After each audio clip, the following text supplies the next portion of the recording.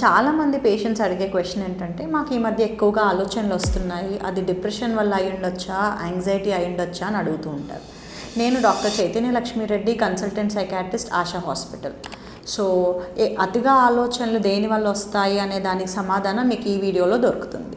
So ఒకవేళ మీకు ఎక్కువగా ఆలోచనలు ఫ్యూచర్ గురించి వస్తూ, దాంతోపాటు టెన్షన్గా కంగారుగా ఉంటూ, మీ గుండె అనేది ఫాస్ట్గా కొట్టుకుంటూ ఉంటూ, ఎక్కువగా చెమటలు పడుతున్నా కూడా కాళ్ళు చేతులు వణకడం కానీ, ఒళ్ళంతా వెచ్చగా కానీ చల్లగా కానీ అయిపోవడము, కడుపులో ఏదో ఇబ్బందిగా అనిపించడము, అర్జెంటుగా బాత్రూమ్కి వెళ్ళాలనిపించడము, మరియు నేను ఇంకా చనిపోతానేమో, ఇదే నా లాస్ట్ డే అనిపించడము, ఇలాంటి లక్షణాలు ఉన్న వాళ్ళకి, మరియు ఒకచోట కుదుటగా కూర్చోలేక అటు ఇటు తిరగాలనిపించడము, ఇదన్నీ ఉండి ఎక్కువగా ఆలోచనలు ఫ్యూచర్ గురించి వస్తున్నాయి అంటే అది యాంగ్జైటీ లక్షణం. సో మీకు ఏదైనా యాంగ్జైటీ డిజార్డర్ ఉండే ఛాన్స్ ఉండొచ్చు.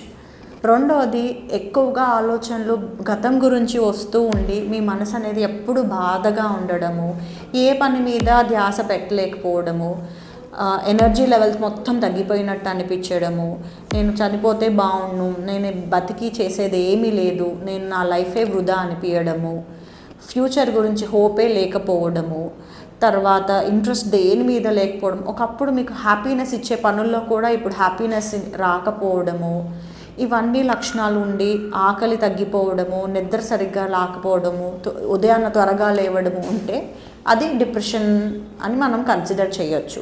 కాకపోతే ఈ రెండు ప్రాబ్లమ్స్ ఉన్నవాళ్ళు మీరు సైకాట్రిస్ట్ దగ్గరికి వెళ్తే వాళ్ళు డీటెయిల్ హిస్టరీ తీసుకొని ఒక కంక్లూషన్కి వస్తారు. ఇంకొక క్వశ్చన్, వీటికి వైద్యం ఉందా లేదా అని అడుగుతారు.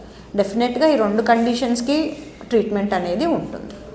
ఇటువంటి ప్రాబ్లమ్స్తో మీరు బాధపడుతుంటే మీరు కంగారు పడకండి, మీకోసం మేమున్నాం సాయం చేయడానికి.